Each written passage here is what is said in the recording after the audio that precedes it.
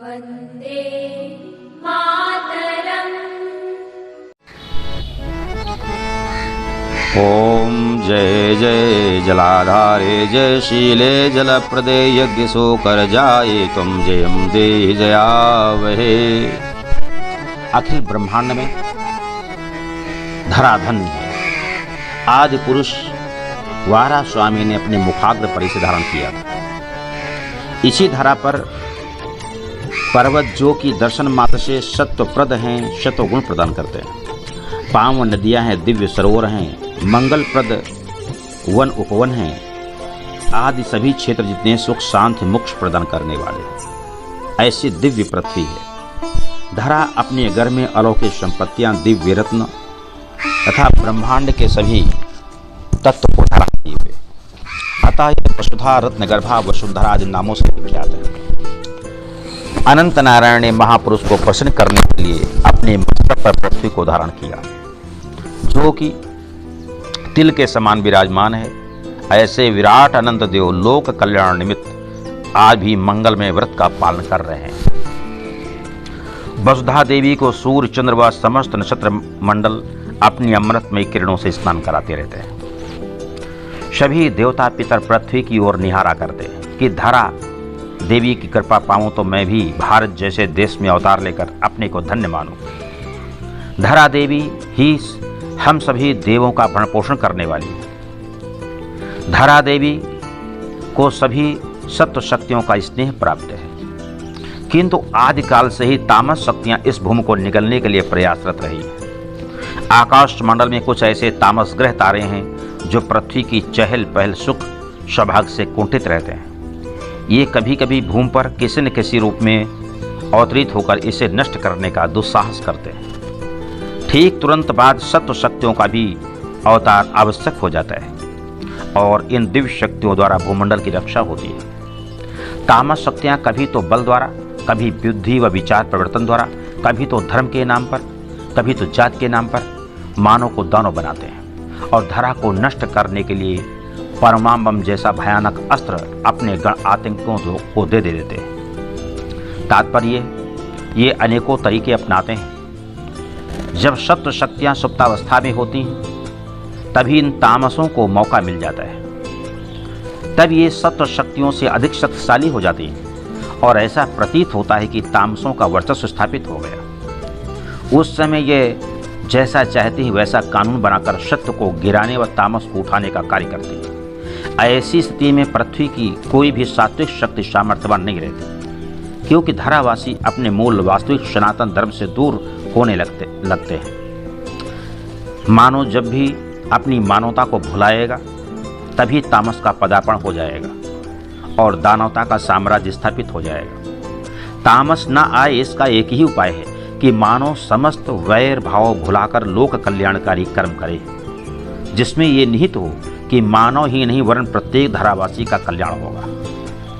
मानव सदाचारवान होकर देव श्रृंखला में खड़ा हो सकता है। वर्तमान मानव का ही भक्षक हो रहा है।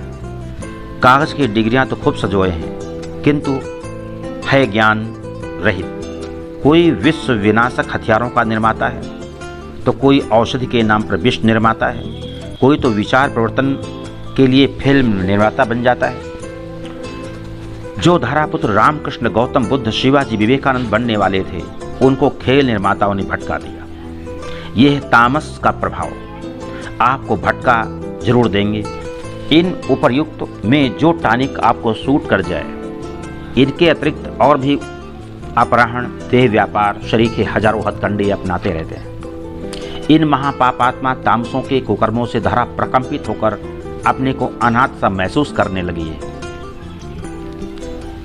ऐसी परिस्थिति में हजारों नर नारी, पशु पक्षी काल के मुख में समा जाते हैं। शेष बचे मानो भूकंप आया कहकर संतोष कर लेते कि भूकंप आया था, मिसाइल गिर गई थी, युद्ध हो चल रहा इसलिए लोग मर गए।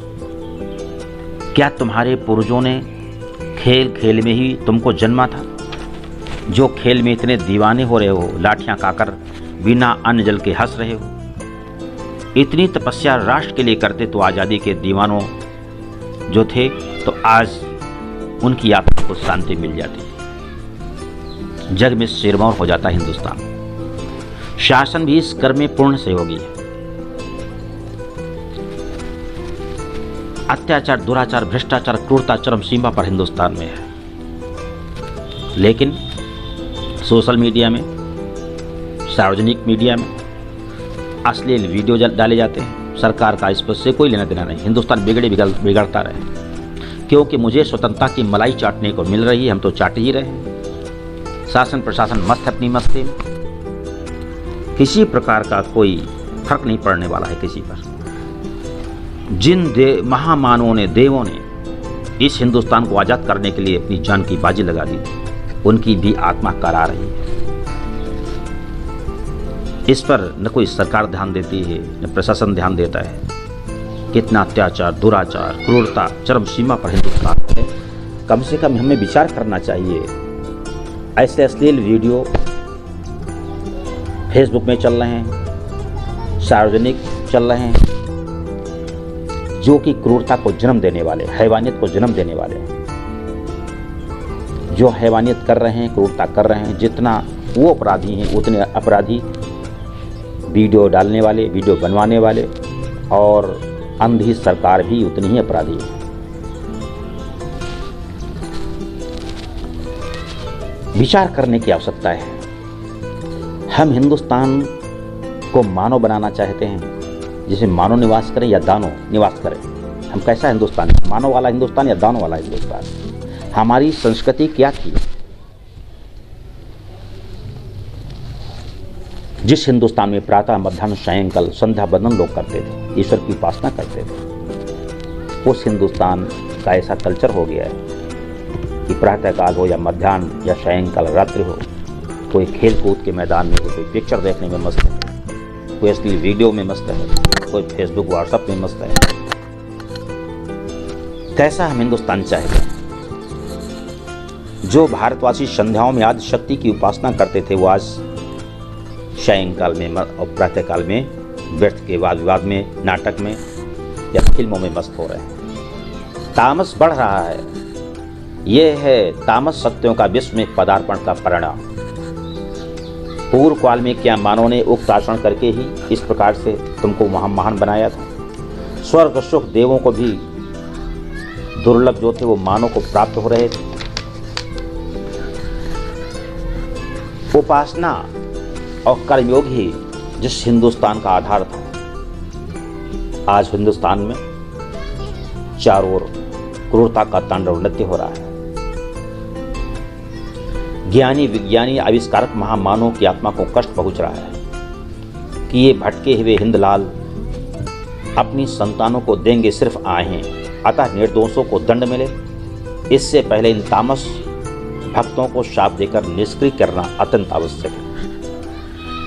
दिव्य आत्माओं के हिसाब से तामस भी तहस नहस हो जाएगा। आज विश्व में तामस ने विचार प्रदूषण फैलाकर धरापुत्रों को जगत पिता द्वारा शाप देने योग्य बना दिया है। यदि विश्व को बचाना है तो विचार क्रांति लानी होगी। वर्तमान पशु विचार उखाड़ फेंकना होगा। राष्ट्र अनेक हो सकते हैं, किंतु धरा नहीं, मानवता नहीं। किसी भी देश का वासी हो, किंतु वह पहले मनपुत्र मानव है। भले ही उसके पूर्वजों ने नया उपधर्म चलाकर समाज से अलग होने का अपना प्रयत्न किया। कर्म से हमारी कर्म जाति बदल जाती है, किंतु मानव जाति नहीं। जो मानव होकर मानव का अहित करता है, उसे जाति द्रोह का दोष तब तक नरक में वास कराता है जब तक सूर्य चंद्र का प्रकाश प्रकाशित होता है। हे वीर पुत्रों, धरा को पावन बनाओ। यदि अपने को अक्षम मानते हो तो इसे पाप कर्म द्वारा अपवित्र न करो। क्या तुम्हें पता है इतनी विशाल भूमि जल पर किसके सहारे टिकी है? आज तो इस पर गीदड़ों का कोलाहल हो रहा है। क्या पता है द्रव रूप में धरा को किसने खोजा था? क्या तुम्हारे पाप की पपौती है जो इस पर अत्याचार, भ्रष्टाचार, धरा को प्रकंपित करने वाला क्रूरता, हैवानियत युक्त बलात्कार की खेती कर रहे हो? अरे होशियार हो जाओ क्रूरों, एक ही झटके में सातों पातालों में धूड़े नहीं मिलोगे, क्योंकि पृथ्वी प्रकंपित हो रही है। कालाग्नि रुद्र का क्रोध बढ़ रहा है। इसलिए क्रूरता, अत्याचार, दुराचार करने का दुस्साहस छोड़ना ही होगा, अन्यथा परिणाम बहुत बुरे होंगे। कोटि कोटि वर्षों से पर्वत, नदियों, वन, उपवनों, सरोवरों सहित अपनी ऊपर मस्तक पर धारण करने वाले अनंत देव ने मानवों के कल्याण के लिए कष्ट सहा है। क्या यही सोचा था कि अनंत देव ने कि इस धरा को तुम ये उपहार दोगे? क्या किसी मानव ने उनसे पूछा, प्रभु आप मेरे लिए इतना भार क्यों धारण किए हुए हैं? याद रहे, अनंत देव को उदंडता बर्दाश्त नहीं। अनंत नारायण अगर पृथ्वी को धारण कर सकते हैं तो पृथ्वी पर क्रूरता, अत्याचार, हैवानियत का तांडव होगा तो इसे पृथ्वी को पटक भी सकते हैं। आए कृतज्ञ मानव ने सूर्य, चंद्र, देवों से सेवा दी, किंतु एक बार भी तो ने थैंक यू तक नहीं बोला, धन्यवाद तक नहीं ईश्वर को दी। जिन शस्त्र शक्तियों द्वारा पृथ्वी पुष्ट हो रही धारावासियों का कर्तव्य बनता है, उन शक्तियों का सम्मान करें, मानवता को स्वीकार करें, तभी होगी वसुंधरा प्रफुल्लित और झूम उठेगी पृथ्वी अपने सदाचारी लालों को। पृथ्वी प्रसन्न होती जब संसार का फैलाव संसार में होता है, सदाचार फैलता है, और जब दुराचार चारों ओर तांडव नृत्य करता है, पृथ्वी प्रकंपित होती है, विलाप करती है, और उस समय कालाग्नि रुद्र आकर के दुष्टों का विनाश करते हैं। लेकिन उस विनाश में अगर देखा जाए, भले ही तामस मारे जाते हैं, लेकिन मानवता की कराह उठती है। जितने भी संसार में युद्ध हुए उसमें मानवता को ही सबसे अधिक पीड़ा मिली। इसलिए मानव जागो, अत्याचार, दुराचार की खेती जो कर रहे हो इसका त्याग करना ही हो। जय कालाग्नि रुद्र, जय परशुराम, जय परशुराम।